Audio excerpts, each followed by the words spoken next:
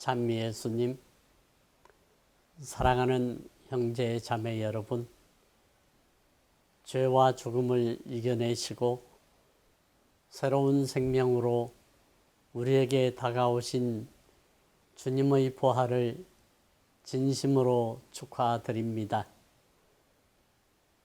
죽음이라는 암흑을 뚫고 부활하신 예수님께서는 이제 제자들 뿐만 아니라 이 세상 모든 만물에게 새로운 생명의 힘을 주십니다. 그러므로 예수님의 부활은 우리 신앙의 정점이며 우리에게 삶의 가장 완벽한 희망을 제시해주는 새로운 존재 양식입니다. 새로운 존재 양식이란 우리의 물질주의적이고 이기적인 행동 방식이 예수님의 이웃에 대한 사랑과 자비, 용서의 방식으로 바뀌어야 함을 의미합니다. 죽음을 이기시고 부활하신 주님께서 약속하신 영원한 생명은 바로 오늘 우리의 삶 안에서 시작되어야 하기에 우리의 일상 안에서 찾아오는 십자가와 순환을 신앙의 눈으로 바라보고 그 안에서 희망을 찾고 만들어가는 은총을 부활하신 주님께 간구해야 할 것입니다. 우리는 현실의 삶 안에서 많은 고통과 어려움을 지니고 있습니다. 우선 우리의 현실은 벌써 3년째 접어들고 있는 코로나19의 긴 터널을 아직 빠져나가지 못하고 있습니다. 프란치스코 교황님께서 모든 형제들이라는 회칙에서 언급하셨듯이 우리는 이미 교통과 통신에서 지구촌이라고 불릴 만큼 서로 긴밀하게 연결되어 있습니다. 온 세계가 모두 힘을 모아 이 감염병을 이겨내려고 노력하고 있지만 서로가 너무나 일착된 우리의 삶이 육안으로도 볼 수 없는 바이러스의 전파력을 이겨내지 못하게 만들고 있습니다. 우리의 삶 안에서 서로에 대한 관심과 함께 서로에 대한 배려 깊은 거리 두기도 깊이 성찰하고 실천해 나아가야 할 것입니다. 또한 국제적으로는 러시아의 우크라이나 침공으로 수많은 사상자와 난민이 생겨났고 전 세계적인 전쟁으로 번질 위험까지 내포하고 있습니다.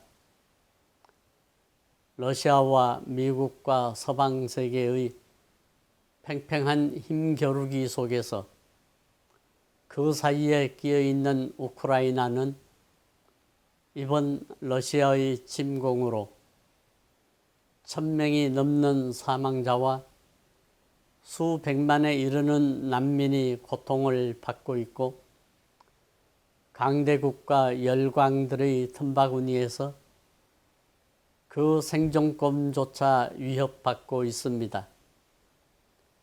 그뿐만 아니라 곡창지대인 우크라이나가 전쟁의 소용돌이에 휘말림으로써 전 세계적으로 곡물 가격이 상승하고 기근이 더 심해지는 영향을 발생시키고 있습니다.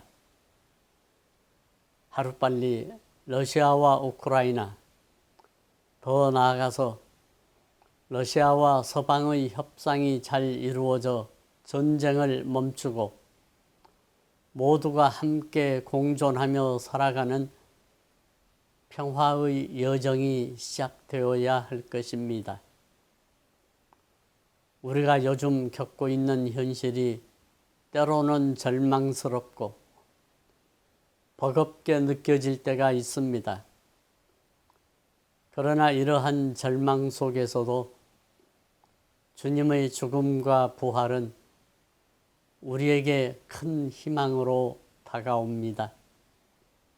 그리스도께서 죽은 이들 가운데에서 되살아나신 것처럼 우리도 새로운 삶을 살아가게 되었습니다라고 사도 바오로께서 말씀하신 것처럼 진정한 죽음을 통하여 부활할 수 있고 새로운 생명으로 거듭날 수 있기 때문입니다.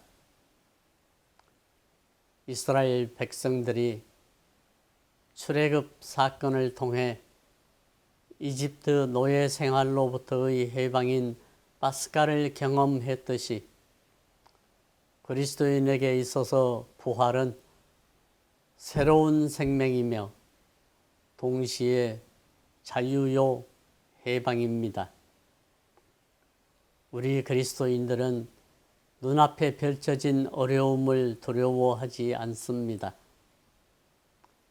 비록 현재의 어려움이 무겁고 비극적이라고 해도 예수님께서 십자가의 순환을 잘 이겨내시고 부활로 승리하셨듯이 우리도 모든 어려움들을 잘 이겨낼 수 있다는 희망을 키워내야 할 것입니다.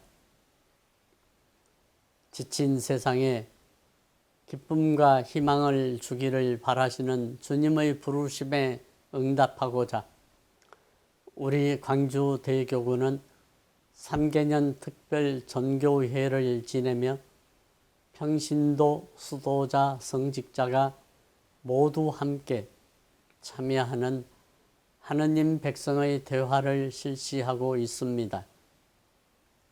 이를 통해서 이 세상에 우리가 외쳐야 하는 기쁨과 평화는 어떤 것인지 성찰하고 또 세상에 복음을 선포하기 위해 우리가 먼저 주님의 말씀을 살아가기 위한 쇄신의 노력도 함께 살펴보고 있습니다.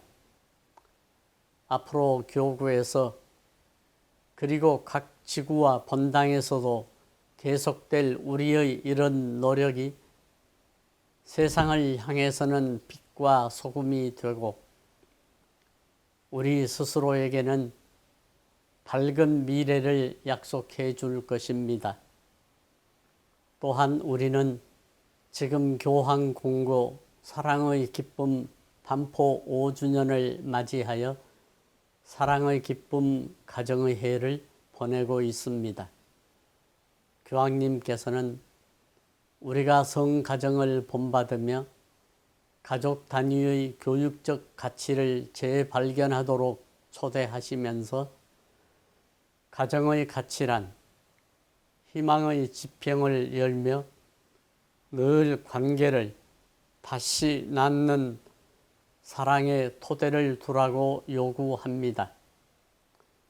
가정이 기도의 집이 될 때, 가족애가 진지하고 깊고 순수할 때, 용서가 불화를 지배할 때, 삶의 일상적인 쓰라림이 상호 간의 따뜻한 애정과 하느님의 뜻을 진지하게 따름으로써 가라앉게 될 때,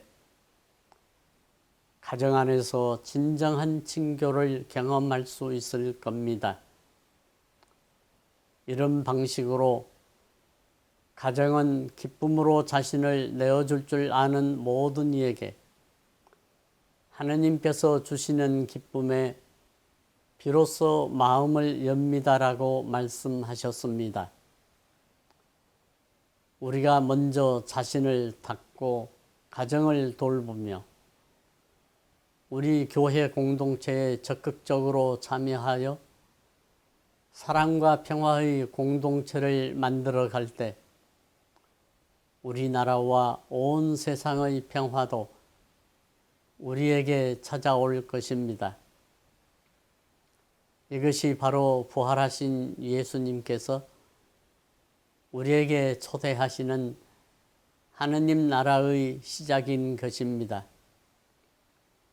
부활하신 주님께서 여러분에게 새로운 생명을 부여해 주시고 모든 가정에 은총과 평화를 가득히 내려주시길 기도합니다. 다시 한번 진심으로 부활을 축하드립니다.